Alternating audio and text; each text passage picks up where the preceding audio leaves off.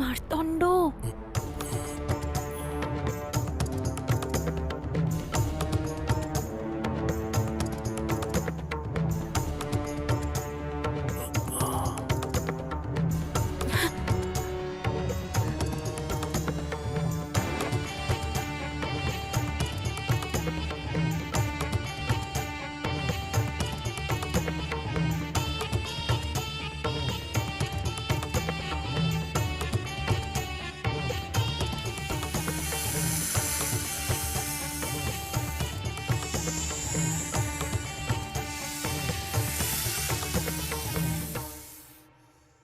মার্তণ্ড, উঠো মার্তণ্ড, চোখ খোলো। আরে আবার কি হলো?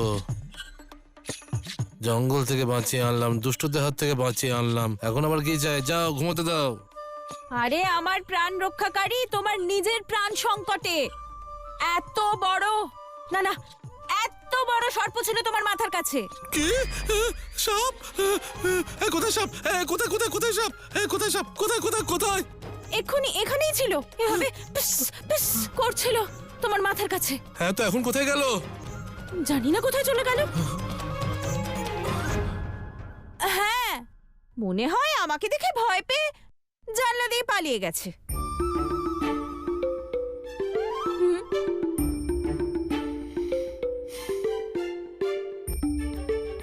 কি কি এভাবে কি দেখছো? তুমি আমাকে সন্দেহ করছো? দেখো, আমি যেমনই হই না কেন মিথ্যাবাদী নই। আমি কোথায় বললাম? এটা তোমার সত্য, আমার সত্যটাও শুনে রাখো। আমি নিজের চোখে দেখলে আর নিজের কানে শুনলে তবেই বিশ্বাস করি, না হলে বিশ্বাস করি না।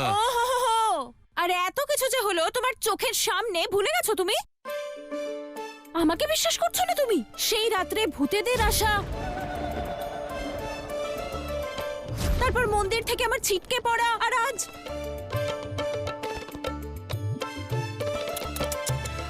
দেবাদি দেব। তাহলে তোমার মনে হয় যে যত অনিষ্ট হচ্ছে সবকিছু আমার জন্য হচ্ছে? না, আমার মনে হচ্ছে যে কেউ তো আছে এইসবের পিছনে। কে? আমি কি করে জানবো? আরে তুমি কি বুঝতে পারছো না? কেউ আছে যে কোনো ষড়যন্ত্র করছে, যে আমাদের আঘাত করতে চায়। মনে হচ্ছে আমরা কোনো কাহিনীর অংশ আর বড় কোনো ষড়যন্ত্রে ফেঁসেই চলেছি, যেন কোনো উদ্দেশ্যের অংশ হয়ে চলেছি। আচ্ছা বলো, কি সংযোগ আছে আমাদের? কেন নিয়তি বারবার আমাদের একে অপরের সম্মুখে দাঁড় করাচ্ছে? দেখো মার্তণ্ড, তুমি যতদিন আসনি সব ঠিক ছিল। তুমি আসা মাত্রই পরিস্থিতি বদলে গেল। ষড়যন্ত্র, সংকট, বিপদ ঘিরে ধরেছে। কেন? মন্দিরে প্রবেশ করতে না পারা আর আজ ভাবো। হ্যাঁ, আমারও মাথায় কিছুই ঢুকছে না, গন্ডগোল তো আছে। হ্যাঁ, আর তুমি জানো, প্রথমে মনে হচ্ছিল যারা অপহরণ করতে এসেছিল তারা ডাকাত, আর না হলে তোমার প্রতিজ্ঞা ভঙ্গ করতে এসেছিল, তোমাকে শিব মন্দিরে প্রবেশ করা থেকে বাধা দিতে এসেছিল। ঠিক বলেছ তুমি। নিশ্চয়ই কারোর উদ্দেশ্য আছে। কেউ আছে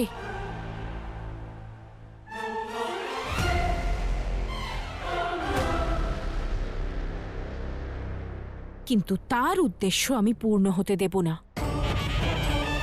এই সোমবার তো কেটে গেল, কিন্তু শ্রাবণ মাসের অন্তিম সোমবার আমি শিব মন্দিরে প্রবেশ করেই ছাড়ব, প্রবেশ করেই ছাড়ব, প্রবেশ করেই ছাড়ব।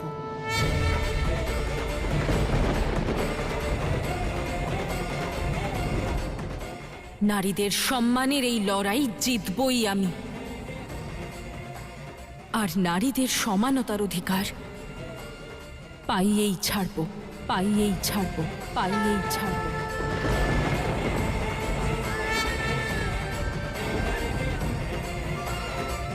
হ্যাঁ,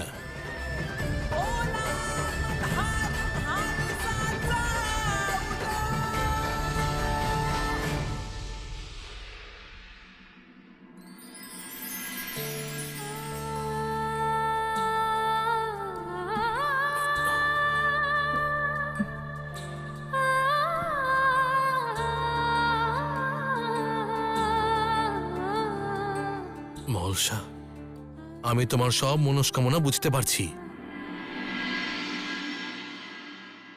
এই সংকট পুরো গ্রামের, কেবল তোমার একার নয়। এই সংকট নারী জাতির ভবিষ্যতের প্রশ্ন, আর এই সম্পূর্ণ যুদ্ধে আমি তোমার সঙ্গে আছি।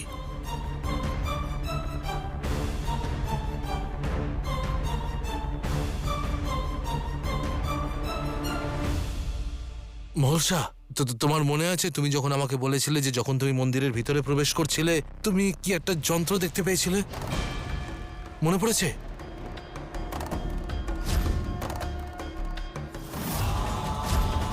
মনে হয়েছিল যেন ওই মন্দির অভিমন্ত্রিত, যেন কোনো অদৃশ্য দেওয়াল আমায় ভিতরে যেতে বাধা দিচ্ছে। ওর ওর চিত্র বানাতে পারবে? চিত্র? আরে সংকেত সামনে থাকলে তবেই তো পথ দেখতে পাবো। বলো না। হ্যাঁ।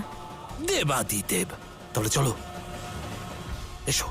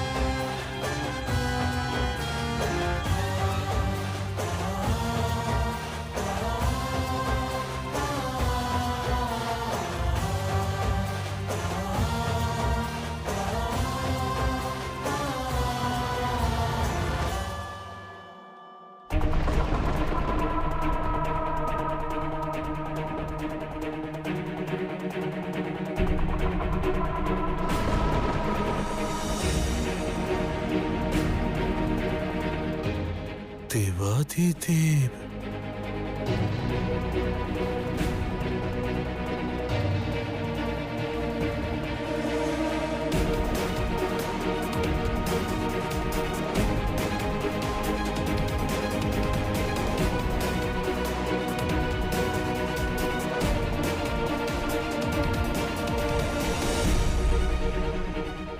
এটাই দেখতে পেয়েছিলে তুমি?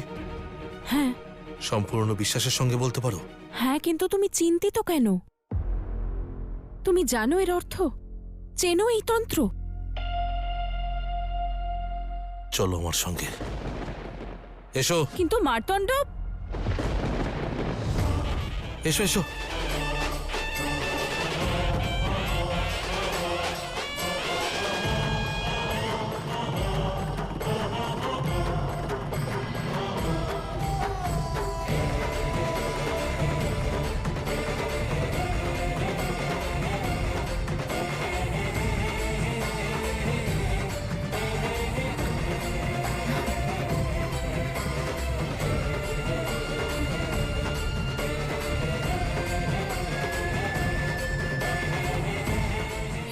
মহাদেব,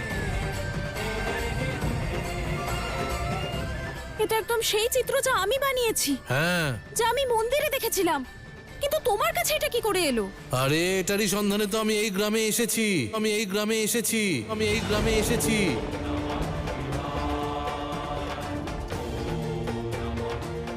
এটা কোনো তন্ত্রমন্ত্রের চিত্র ভেবো না, এটা আমার জীবনের বিড়ম্বনা হয়ে দাঁড়িয়েছে।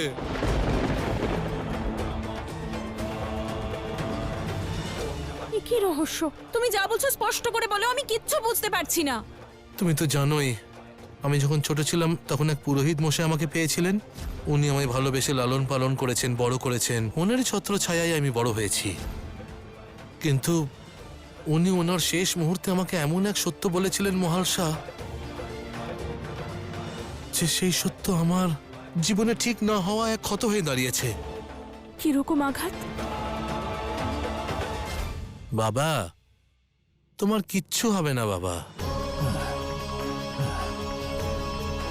পুত্র মার্তণ্ড, হ্যাঁ বাবা। যাওয়ার আগে আমি তোমাকে কিছু বলে যেতে চাই। বলো বাবা। পুত্র, নিজের চোখের জল মোছো আর তোমার জীবনের সব থেকে বড় সত্য শোনো।